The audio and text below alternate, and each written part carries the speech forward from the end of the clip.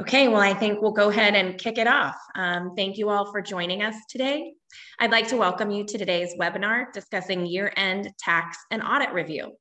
This is part of the CWDL webinar series on key mortgage industry topics for our clients and friends in the industry. And it's our final webinar of 2021. It's been a great year. CWDL continues to be entrenched in the mortgage banking and focused on what's top of mind to our clients and industry colleagues. Destin Pfluger, mortgage banking partner at CWDL, and John Chekowitz, tax director at CWDL, will provide an interactive dialogue with Mark Wilson, founder and managing partner, and also our moderator for today. A couple of housekeeping items. Please feel free to type in any questions in the chat area. We will do our best to answer all of them, and if we don't, we'll make sure we follow up with whomever is still needing an answer. That being said, let's get started. Thanks, Casey. Welcome everybody to our webinar. I'm really happy everybody joined us. I know this is a busy time of year. This is the final push and the final things you need to know to kind of close out your books and get ready for the first part of next year.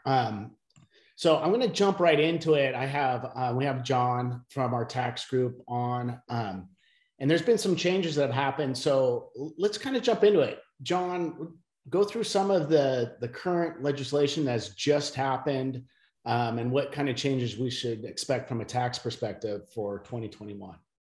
Yeah, well, there has been some new legislation, some proposals that are working their way through the system. The Build Back Better bill has been passed by the House, and the Senate Finance Committee has released a final draft of amendments for that bill over this past weekend. And we don't know whether or not the bill will pass, but we do know that there is a good likelihood that some kind of provision will pass that's going to raise tax in the coming years and in the very near future. But what we do know about that bill is that the tax rates are not scheduled to change under that bill. The corporate rate remains at 21, and individual top rate at 37, and then long-term capital gains remain at 20%. Most of the bill just deals with taxation of foreign and corporate taxpayers, but there are some provisions that are going to have more of an impact on our clients, and I'll discuss some of those. There's the increase of the SALT cap. That's the state and local tax cap from 10,000 to 80,000. And this would be retroactive back to the beginning of this year if it's passed. So that's a potentially beneficial thing for our clients, for the higher income clients, possibly 40,000 in tax savings a year, 35 to 40,000. And then also related to that is a lot of the states have, in an effort to work around the SALT limitation, they have passed laws allowing elective entity level taxes, which are a deduction against federal taxable income and a credit against state income tax. So effectively paying at the entity level instead of individually. So this could, offset any potential benefit from the SALT cap change. But there's still a lot we don't know about it. We don't know a lot about the calculations. There's some provisions possibly that could push taxpayers into AMT if they go too high, if their income level is too high. So we just don't have all the facts yet to be able to make those calculations. But I think we'll have access to that information sometime into 2022 in January. And then we'll make that analysis and we'll let our clients know. And typically any tax payments, any elective tax payments would be due by March 15th of next year. So we'll be sure to let our clients know before then. Yeah. So let's talk through this real quick. So that's going to affect people. Like, I think when the last legislation came out, a lot of people were upset because they were limiting the state and local income taxes to $10,000 per year. Obviously, if you pay more than that, you weren't able to deduct that amount. In this new legislation, they're looking at exceeding that to $80,000, like you said. I think maybe some of your current loan officers, some other people who might be high W-2 earners, were also this might help them in a big way. So something for them to know about, I think, going forward. I think that would benefit some of those people. Good. So what else, John? Is there anything particular with those topics directly related to our mortgage clients that they should be thinking about? Yeah, we do have a question too about this specifically. It says, does a cash basis taxpayer need to pay in tax before the end of the year? And the answer would be, for individuals are by default cash basis taxpayers. So if this provision did pass and you were going to get that benefit on Schedule A as a state and local tax deduction, then typically, yes, you'd have to actually have paid that in order to get that benefit, if that's the basis for how you're going to be taking that deduction. And what about if the entity is going to pay it where the states are providing that provision? Is that still at the individual rate, or can the entity accrue for that amount? Yeah, well, right. I mean, so the payments are going to be due apparently by March 15th is what the current provisions are saying. So in that case, you could accrue for that and still take that deduction against federal taxable income. Got it. All right. Well, cool. What other impacts are you seeing? I think there's some rules related to a Roth and some digital assets. Maybe you can touch on those topics a little bit. Yeah. Well, there's the elimination of backdoor Roth contributions. Typically, if you're above a certain income level, I think the threshold is 140,000 for this year. You can't make Roth contributions, but there's a provision where folks will make a non-deductible contribution and then roll it over into a Roth and be able to get that Roth benefit that way. And that's been around for, I think, about 10 years now that you've been able to do that. And the IRS is worried about getting into retirement. There's no required minimum distributions associated with those Roth accounts. So there's an indefinite time period as to when those distributions are going to take place. So the IRS wants to limit that as much as possible, because that's going to affect future periods. In terms of digital assets, you asked about. So what the most recent bill, the Build Back Better bill, is talking about doing is expanding the constructive sale rule of digital assets. And really what they're talking about is there's a lot of different types of transactions that are now happening that really don't happen with traditional equities.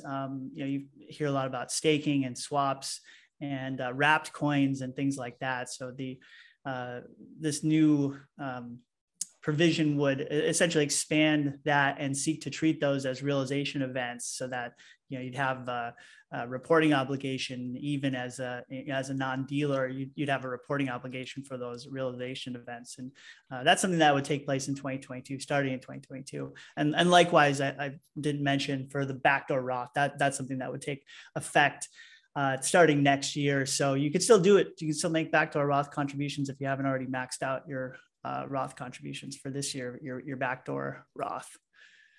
Got it. And they could obviously reach out to you and kind of learn a little bit more about that, who actually qualifies for that and where that makes the most.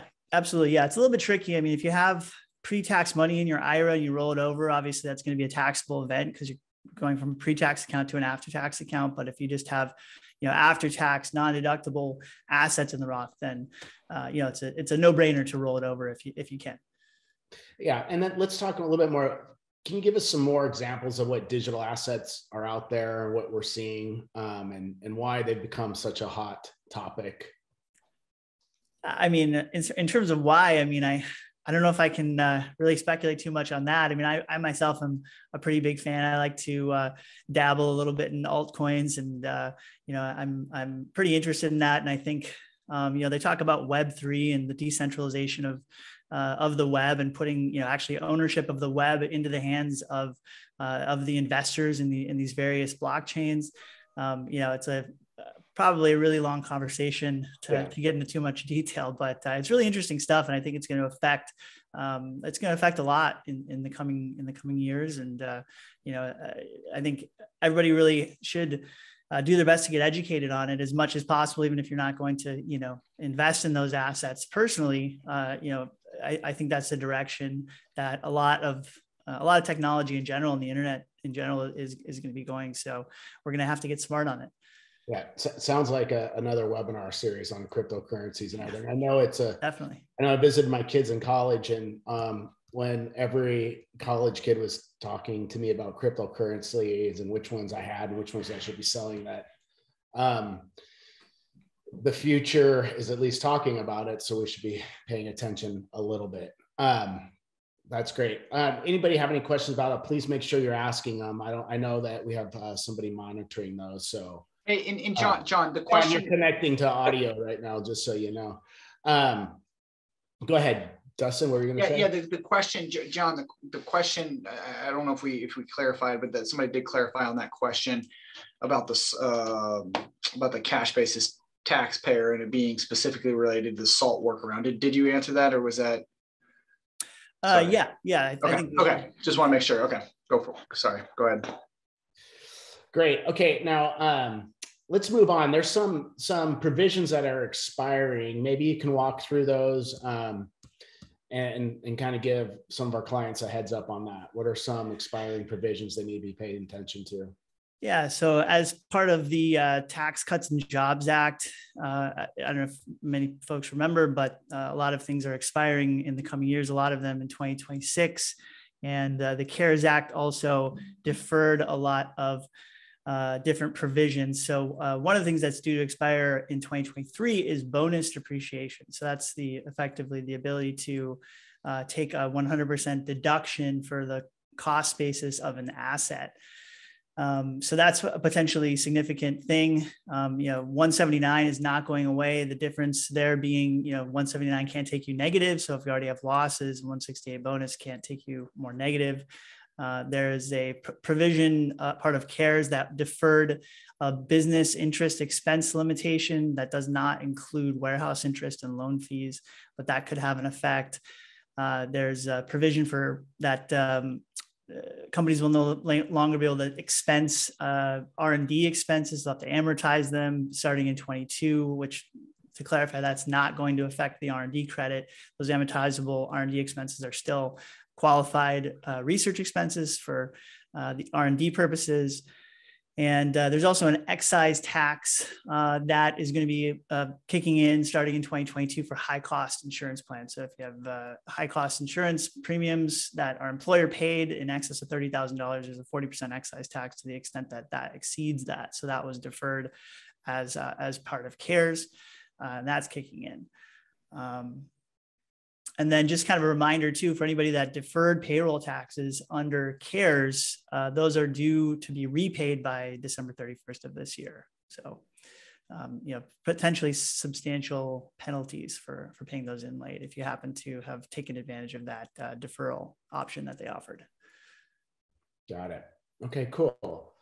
QBI. So QBI it's been popular over the last few years, and I know that that's set to expire in 2026. Right. Are there any other issues around that clients should be paying attention to or plan for that? I mean, what is something you would recommend our clients look at? That obviously affects a lot of our clients, although the income kind of helps minimize that. But yeah. I mean, it's a really somewhat of a complicated calculation to get there. I mean, it's obviously a really beneficial thing.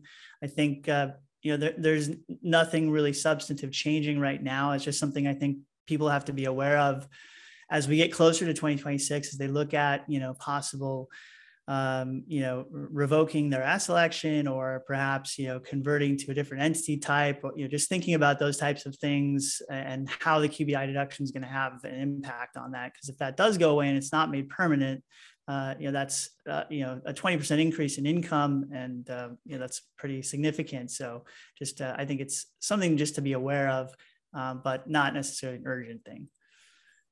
All right. Well, let's move to the next topic. We are at December 15th. We have a little over 15 days left of the year. So what should people be doing as they are racing towards the end of the year? What are some final tax planning things they should be doing? And then obviously consideration into 2022. Yeah, well, I think one of the things to think about is if a lot of these new provisions pass. We didn't touch on all of them, but the tax rates could go up next year. So traditionally you accelerate expenses and defer income, but it might make sense to do the opposite of that this year.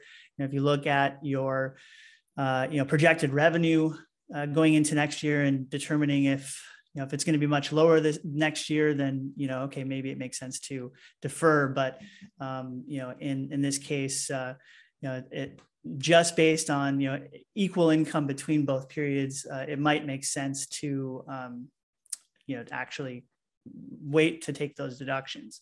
But for those seeking to minimize the current tax burden, there's some more traditional year-end tax planning strategies. Accruing for year-end bonuses that gets you a deduction if you're an accrual basis taxpayer. You pay it by March of next year. Closing out hedge positions. If there's a hedge position on your book, it's a mark-to-market item, and if it's unrealized for tax purposes, then closing out the position may trigger a loss if it's a losing hedge position. And then just taking advantage of bonus depreciation while it's around. If you have tangible asset purchases to make, vehicles, electric vehicles, even, you can still get a deduction and potentially a credit passes through as a general business credit. So that's kind of just some traditional year-end planning. Hopefully we can find some cars in stock right now. Most of the lots are empty, I feel like, right now, but yeah, some definite some last minute things. What about employee reimbursements? So due to COVID, which is considered a qualified disaster. So if you look at section 139 of the Internal Revenue Code, it says that gross income shall not include amounts received by an individual as a qualified disaster payment. So these are expenses that are reimbursements to employees to pay reasonable and necessary expenses incurred for rehabilitation of personal residence or repair or replacement of its contents to the extent that the repair is attributed to a qualified disaster. So that's a pretty broad definition. What they might be talking about is expenses that otherwise would not be incurred because of COVID. For example, everybody who worked from home, generally speaking, you can do a reimbursement under an accountable plan for a home office, but you may not need to actually provide all that detail. If there are certain rehabilitation costs. And I mean, these are probably things that shouldn't be geared towards higher compensated or lower compensated employees. They would probably have to be provisions that kind of covered everybody. But they're a way for the company to get a tax deduction, which is not in turn income to the individual. Got it. Okay, and then tax saving strategies, salary deferrals, charitable deductions, tax credits, those sorts of things. You have, anything else that, go ahead, maybe touch on those topics. Those are kind of our standard things we talk through, but go ahead. Yeah.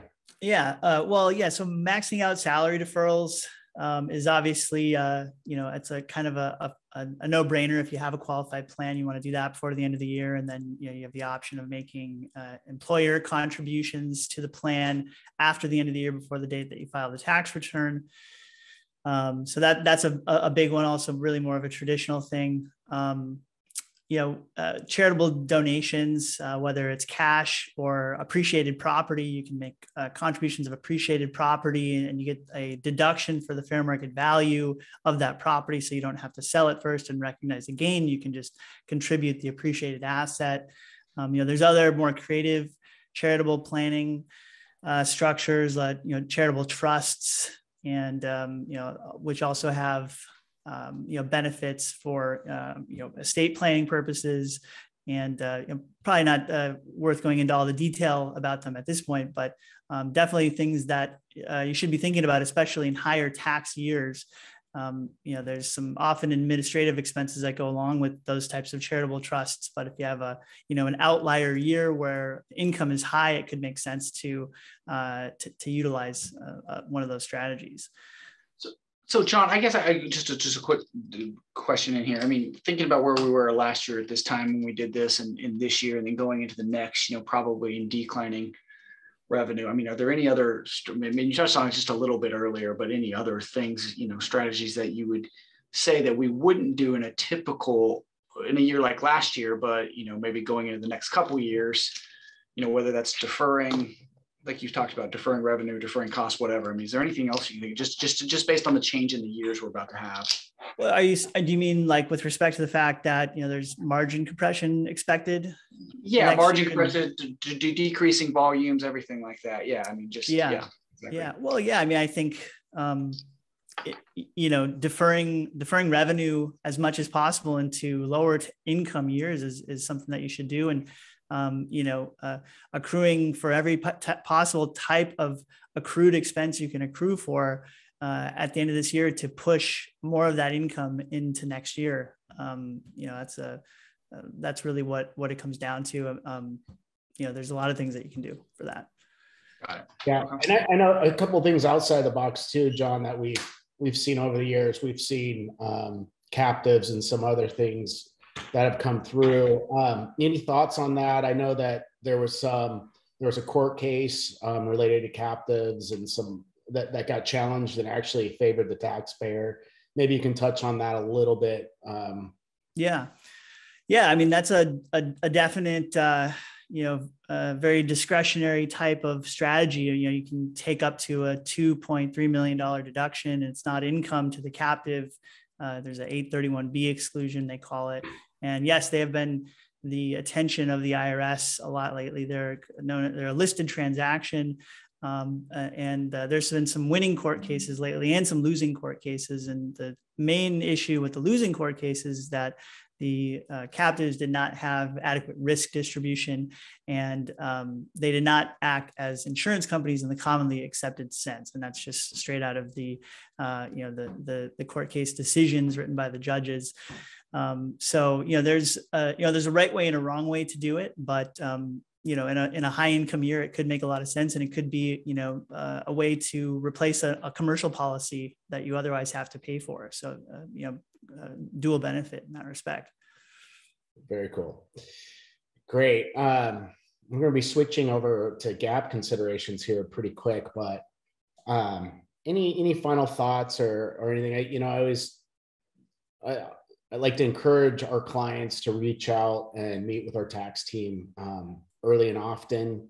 I think the year seems to get faster and faster, but we want to be able to help you along the way. So I know you're a big proponent of people scheduling and getting on your calendar as far as making sure that the planning is happening throughout the year. Any other thoughts on that or anything you want to share? Yeah, just a little nugget that, again, kind of similar to that 139, presidentially declared disaster, that benefit. There's also another provision that Treasury Decision 8911, which states that presidentially declared disasters would qualify as reasonable cause. So as long as you can tie your basis, and this is relating to late payments of tax, as long as you can tie your reasonable cause to the presidentially declared disaster, it's almost as good as guaranteed for abatement. It isn't automatic, and you still have to finesse it and explain it. But if you cite that Treasury decision and use the language in there, then there's a very, very good chance that anybody who has incurred penalties and even interest, which is very rarely abated. But if you read the Treasury Decision 8911, you'll see that there's a allowance for abatement of interest in these circumstances as well. So just little information there. Good tidbit for sure. Yeah. All right. Well, great. If anybody has any questions, please make sure you ask them. I think John's going to stay on, and we can jump back into some of that. If some of your questions come through, we'd like to get to them all. If we don't, we'll definitely follow up with you afterwards. Yeah, please do. I'm going to switch over and have Dustin talk through some of the next few issues here. PPP is coming through as a big topic again. It always has been a big topic, I guess, ever since it came out. We had webinars like this where mortgage people are trying to figure out if they could qualify. A lot of them did, got the money. Some got forgiven, some have not got decisions.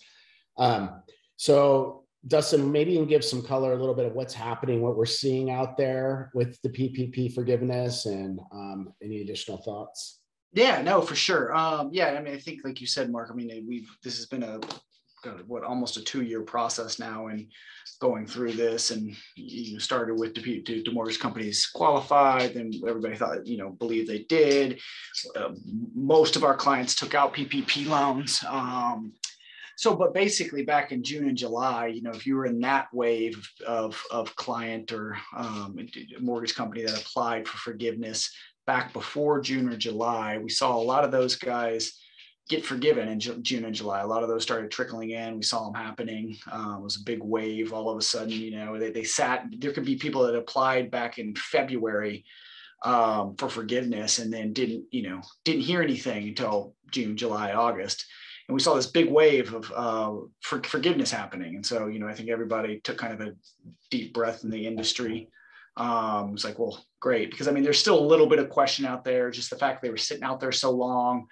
There was just some uncertainty. And, but with that being said, in about mid-September or so, we started seeing, we started getting questions from clients from other accounting firms where we stay close with in the industry.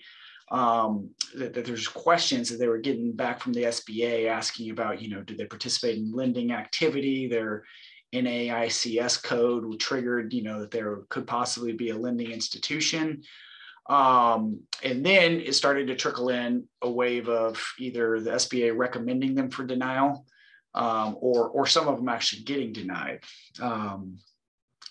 So with that, we still, and as well as our counterparts in the industry, and I think all the mortgage companies, the attorneys, everybody still believed that under the CARES Act, mortgage companies were 100% eligible for this. They shouldn't be using hindsight. It doesn't matter what kind of year they had, and so these all should be forgiven. And the fact that God, I don't even know the numbers, but the fact that 200 or 300 of these got forgiven in the middle of the summer.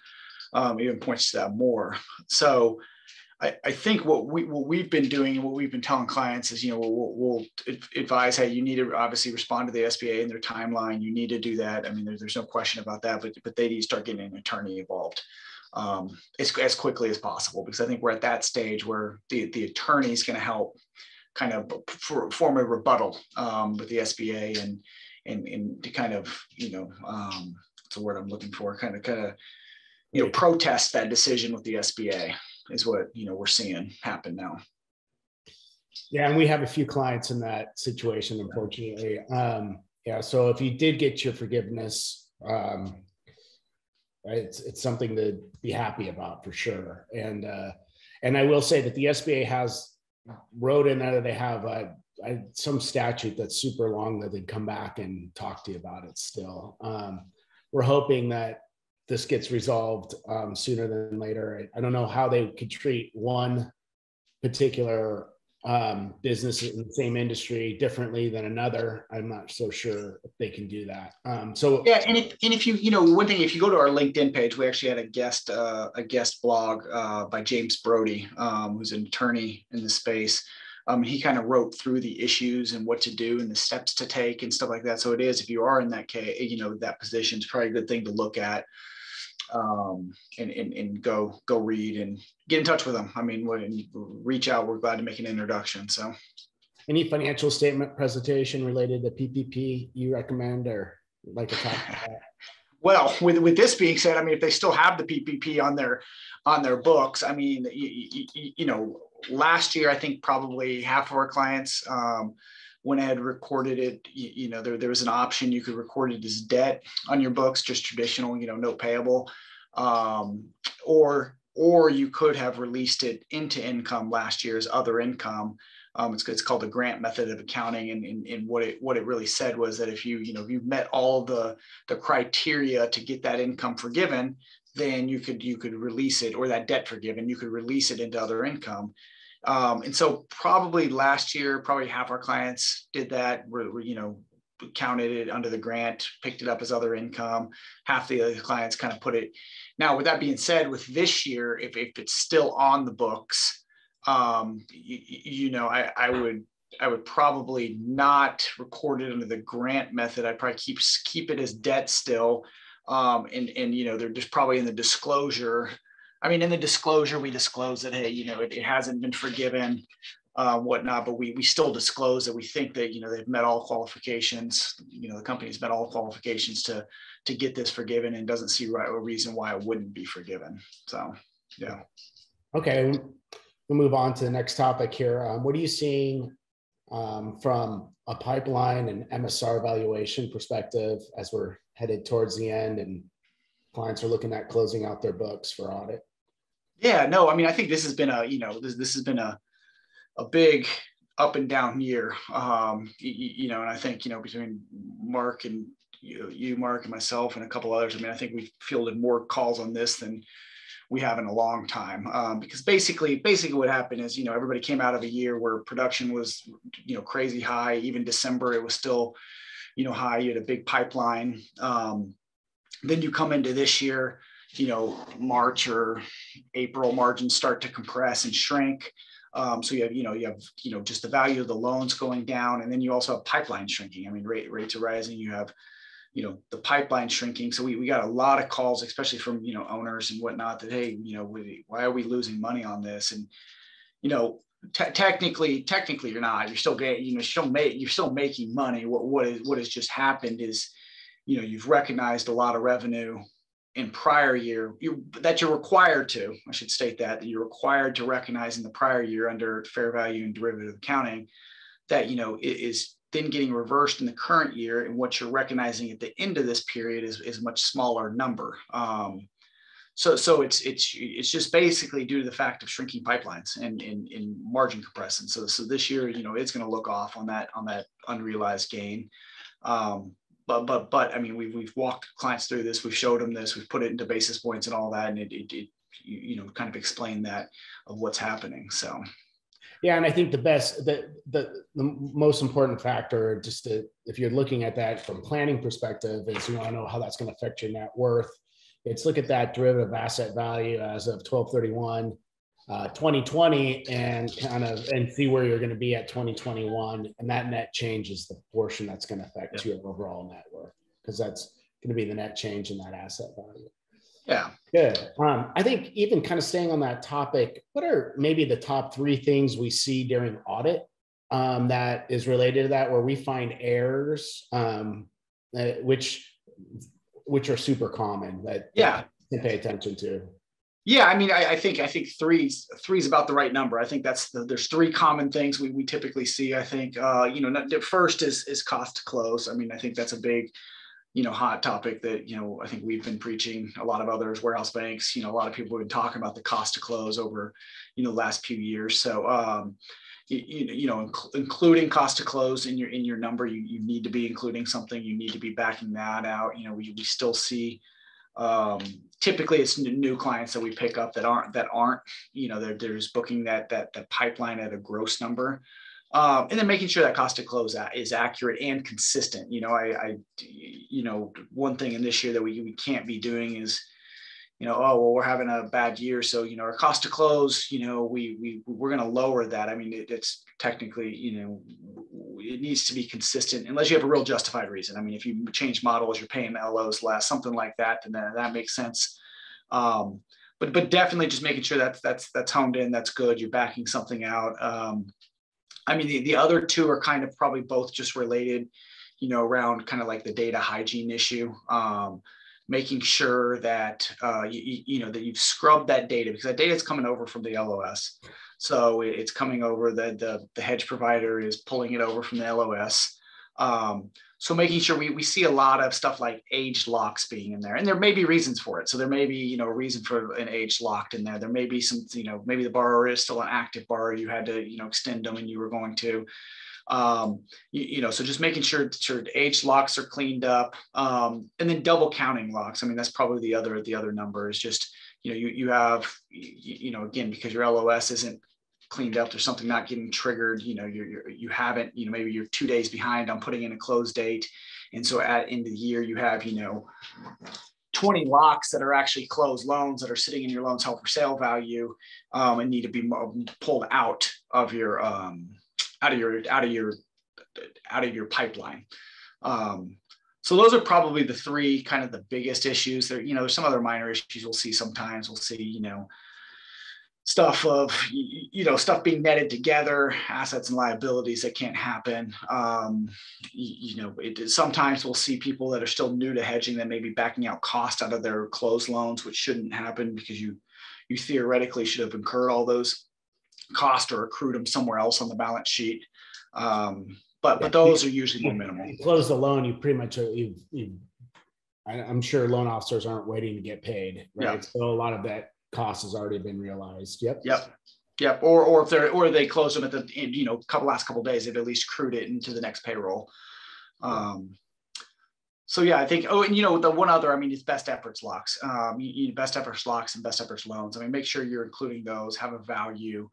Those are they are either a derivative or on the loan held for sale side, they're a financial instrument that do need to have a value associated with them. So if you're not, that is something that should be being included. So yeah, and they should be also pull through adjusted, right? Yes. So just kind of stay consistent with that.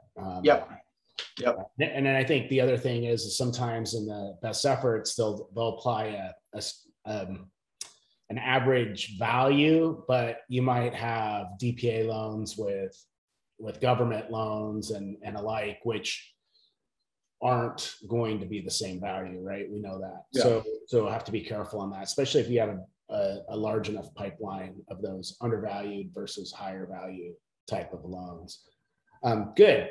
Okay, and so HUD put out a couple letters this year, some changes. HUD's net worth requirements and other things. They had some changes, and as we know, often investors and GSEs and others alike will end up following those guidelines for adjusted tangible net worth. So maybe you can touch on that topic. Yeah, this is probably, there wasn't much that happened this year. A lot of the stuff, and we'll talk about lease accounting here in a minute, but a lot of the stuff got kicked down the road for the GAAP world. But this is probably the biggest change that happened. I don't know, I feel like it went a little bit unnoticed. As HUD got back in, I think September, maybe it was even earlier than that, July or August. So HUD came out and made some changes to their unacceptable assets, which basically, for those that don't follow financials real closely, is we have a schedule in the back of your audit that starts with your balance sheet net worth and then backs out unacceptable assets to get to what your HUD acceptable net worth is. And in the past, really the only big one that most mortgage companies have had is related party receivables. Then you back out to related party receivables. Some other common ones that we've seen is maybe if they own an airplane that's being used mostly for personal use, you back that out.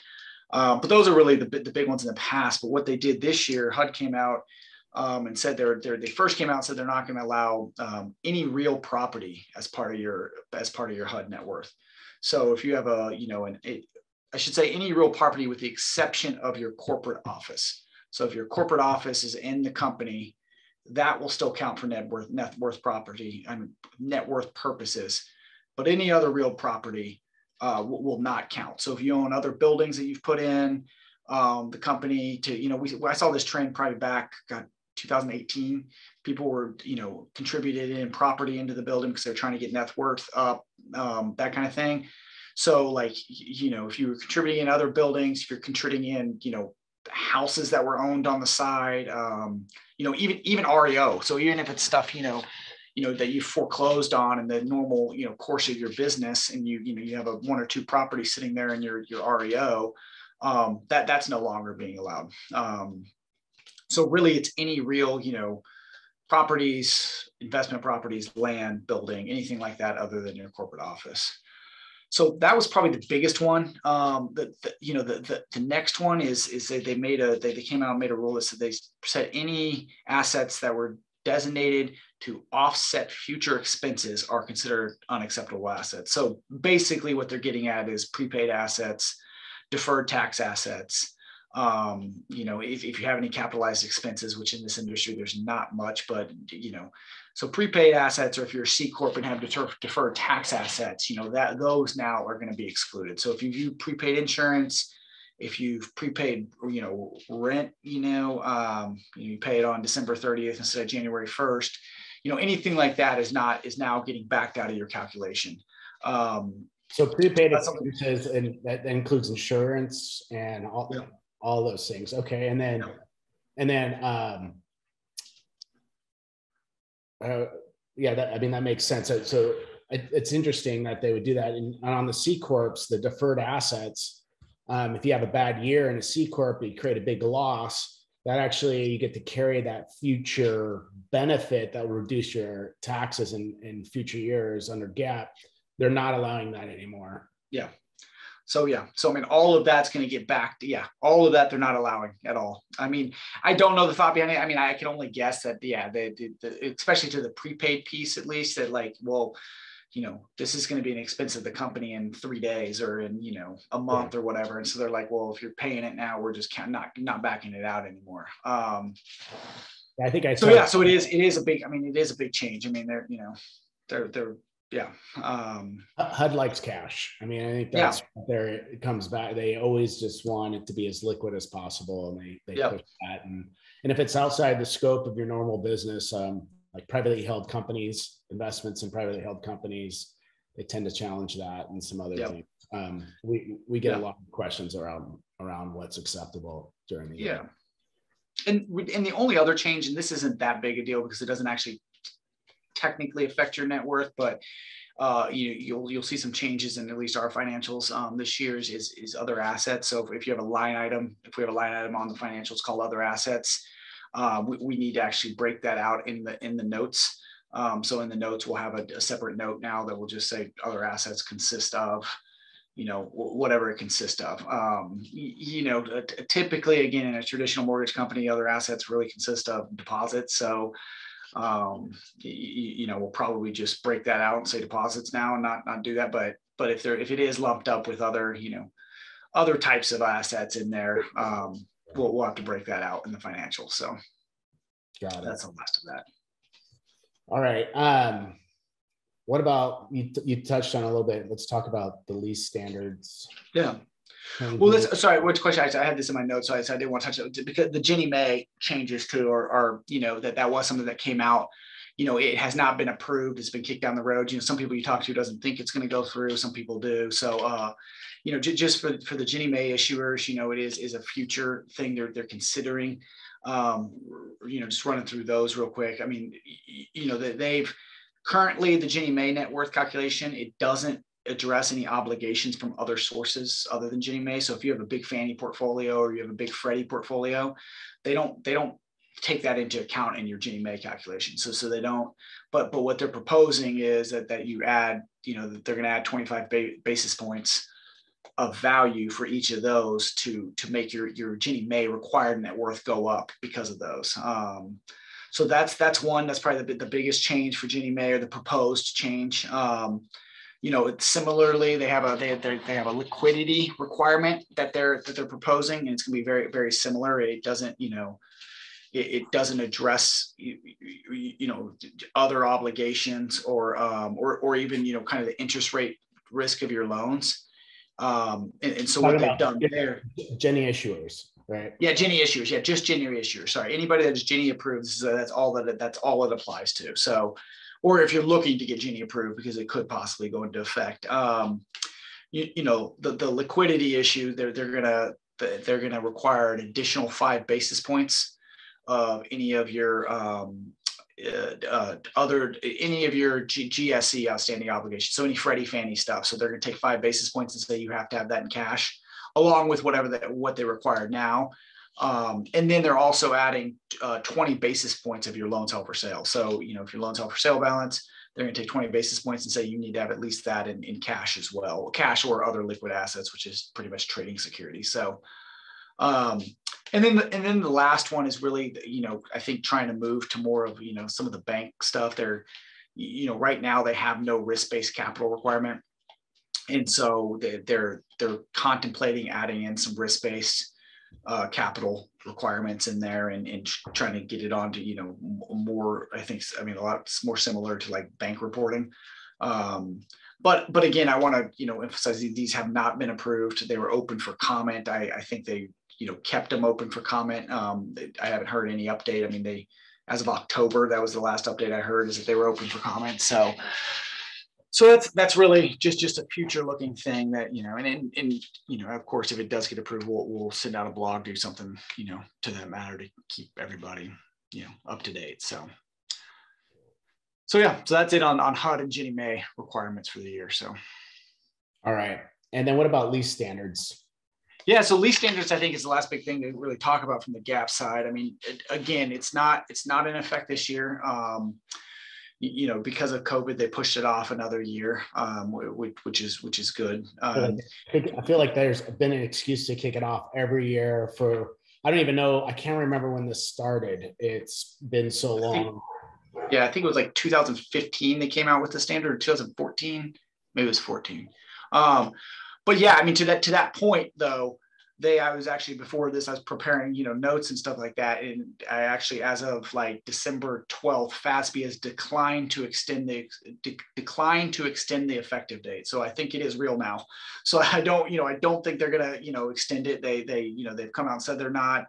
The one good side is that, public companies have had it implemented for 2 years now, I believe. So, there's lots of examples out there. There's lots of stuff to see, how it's been recorded. I do think, back when this was going to go in effect, I mean, I think there, a lot of people were pushing, to be prepared for this. I mean, I think, our client base, a traditional, retail shop, could have 100 leases across the country, and you need to start gathering those leases. You need to start inventorying them.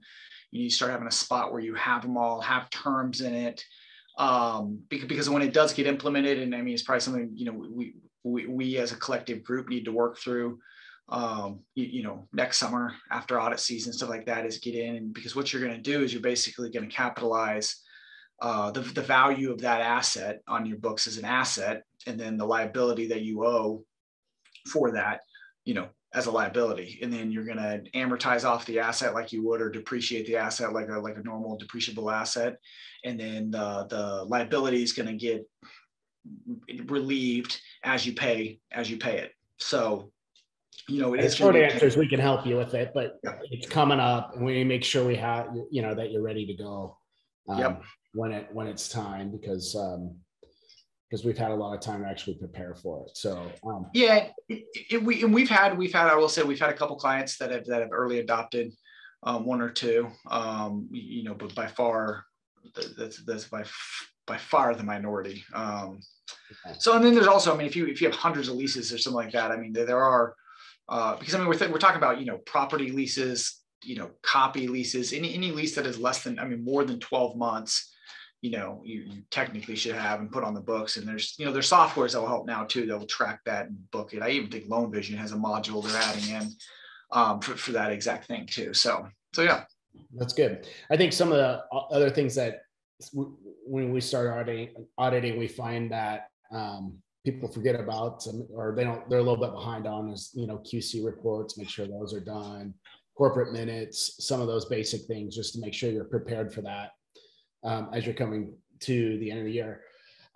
Any other, either one of you, we're about 10 minutes left. I want to make sure if we got any questions coming through, that those are being answered.